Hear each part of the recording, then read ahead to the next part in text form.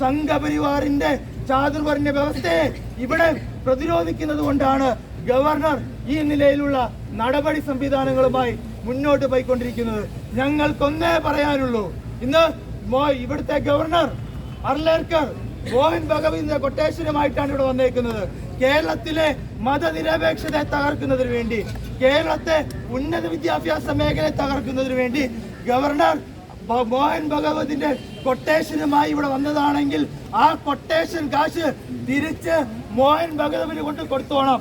ആ നിലയിലുള്ള ഇടപെടൽ കേരളത്തിനകത്ത് ഞങ്ങൾ നടപ്പിലാക്കാൻ അനുവദിക്കത്തില്ല. ശക്തമായിട്ടുള്ള പ്രതിരോധം കേരളത്തിനകത്ത് ഞങ്ങൾ ഉയർത്തിക്കൊണ്ടിരിക്കും. ഈ പ്രതിഷേധം നടക്കുമ്പോൾ കേരളത്തിലെ പ്രതിപക്ഷ നേതാവ് ആരാണ് എന്നുള്ളൊരു ചോദ്യം നിൽക്കുന്നു. വി.ഡി. സവർക്കർ ആണോ, വി.ഡി. സതീശനാണോ?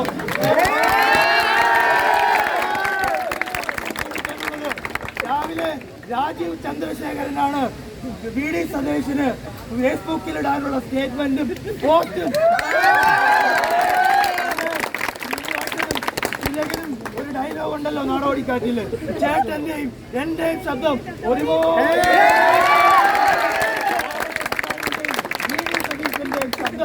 ഒരുപോലെ കേട്ടുകൊണ്ടിരിക്കുകയാണ്. ഞങ്ങൾക്കൊന്നേ പറയാനുള്ളൂ, RSS നമുക്കറിയാം. അരലേർക്കട് ഗോവയിൽ നിന്ന് വന്നാണ് ഈ നിലയിൽ കാവിക്കൊടിയിൽ ദീപം കത്തിക്കുന്നതിന് വേണ്ടി വന്നത്.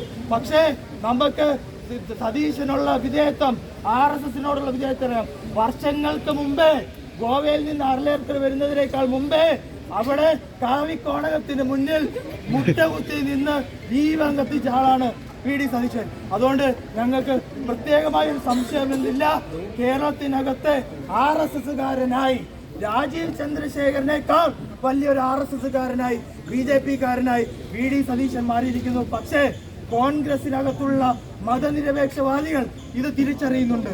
നിരവധി കോൺഗ്രസുകാർ ഉൾപ്പെടെയാണ് ഈ സമരത്തിന് ഐക്യദാർഢ്യം പ്രഖ്യാപിച്ചുകൊണ്ട് SFIയുടെ ഈ സമരം.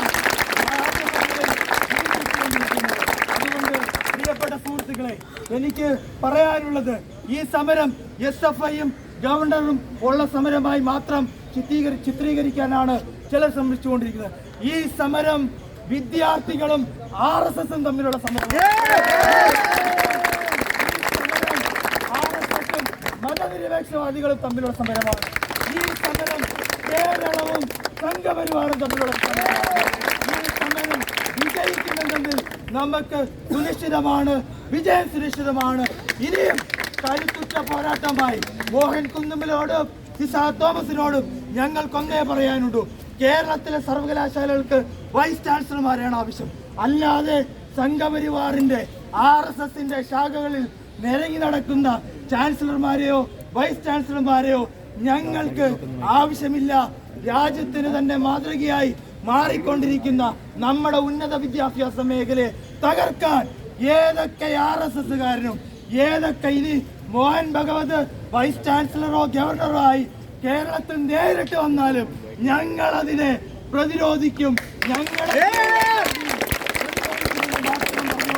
ഇവിടെ പങ്കെടുത്തുകൊണ്ടിരിക്കുന്ന സമരസഖാക്കളെ എല്ലാം അഭിവാദ്യം ചെയ്തുകൊണ്ട് SFIയുടെ അഖിലേന്ത്യാ കമ്മിറ്റിക്ക് വേണ്ടി അഭിവാദ്യം ചെയ്തുകൊണ്ട് നിൽക്കുന്നു. We shall fight, we shall win.